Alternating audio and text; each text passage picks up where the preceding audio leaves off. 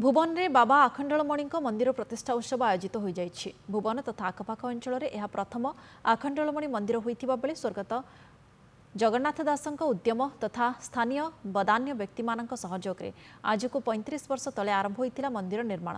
तेज स्वर्गत जगन्नाथ दासଙ୍କ मृत्यु पर चैतन्य दास और तांको पुत्र सुरेन्द्र दास नेतृत्व में गत किछि वर्ष हेब पुनः मंदिर निर्माण कार्य आरंभ होइथिला।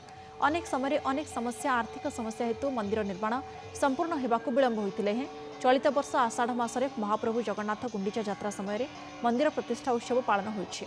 एही परिप्रेक्षी विग्रह प्रतिमूर्ति धरी भजन कीर्तन सहित ग्राम परिक्रमा करबा परे विग्रह स्नान चंडी पूजा विग्रह पूजा सह जीवन्यास लगी वेद पाठ करिसेंति मंदिर पूजक। मंदिर प्रतिष्ठा लगी भुवन शक्तिपीठ माँ हिंगुला पीठ पुष्करिणी रे 108 कलश जल महिला कलशी मानक द्वारा उठा जाइतिबा बेले अंचलवासी सहयोग करिसेंति।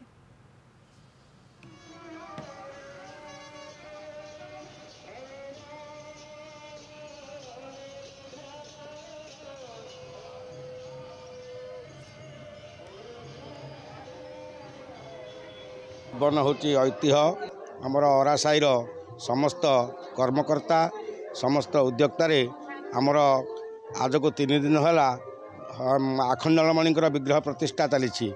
ब्राह्मण मान द्वारा अन्न भोजन चली अन्न यज्ञ चली घृता यज्ञ चली सूर्य पूजा धेनु पूजा यज्ञ ठाकुरंकर चंडी पाठ आउ विग्रह प्रतिष्ठा आउ जीवन्यास मंदिर प्रवेश आज पूर्णाहुति तार एपर्यंत निर्माण हो पारा पैसा पतर नाला धीरे धीरे भाई मैंने 2 जन मरीगले आउ जड़े नुआ भाई आणिकी बसैलु सुर बाबू जी आमर सी आसिक बसिले से बटिंग दायित्व नेले नवापर आम धीरे धीरे सी चाहिए केमी मंदिर उन्नति करेंगे सी तार पैसा रखी रखी एत बाट नहीं आम मानू सांगे लगे आम सांगे रहीकि आज एत बाट पूर्णांग करूँ। यहाँ हूँ बड़ कथा केमी बाउंडरी फाउंडरी हम सहीटा प्रभु को आशीर्वाद। यही आखंडलमणि की जीवाई दर्शन करने केते केते पैसा लगुच आम एपर्यंत भजी भजी रही दर्शन भी आम पाइनु।